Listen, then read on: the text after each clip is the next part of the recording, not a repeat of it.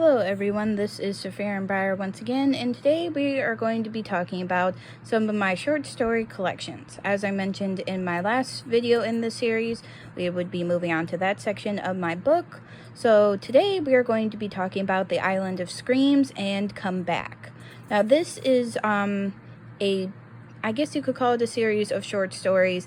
The Island of Screams is very much inspired by a lot of the books I was reading at the time and a lot of the things that were going on at the time. But The Island of Screams, the main books they were inspired by would be The Unwanted Quest by Lisa McMahon. You can definitely get that out of like the name and Queen Egelyn and all that stuff, but it's also very much inspired by Among the Beasts and Briars by Ashley Poston. That's where I kind of get the funky looking creature thing in there, the Bone Eater, but is actually a combination of the Bone Eater and the ancients from Among the Beasts and Briars, I believe.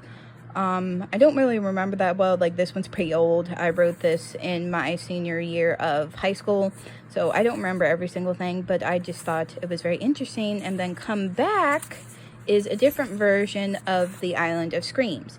And I did this in my freshman year of college.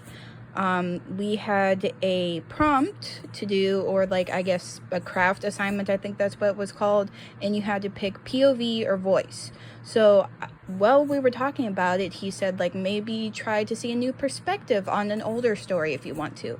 And the first thing that popped into my head was The Island of Screams.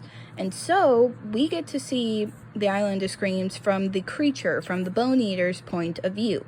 And it very much devolved into something very different. Like, it's not, and it does have a bad ending, much like The Island of Screams does. It's a little bit longer as well.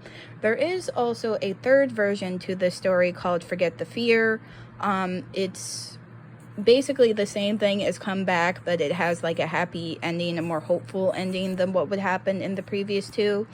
But I did not put that one in here because it is currently under review for literary journals, so it has been moved to my second collection of short stories, A Treasury of Dreams, so it'll be in there.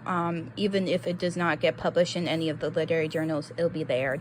It was previously on my Instagram. I might post it sometime later just because it is, you know, another version, and I don't want to have to make you guys wait years and years. It's also the best version of these three, but I just want to mention that, and I do really enjoy these ones, so have fun. Bye.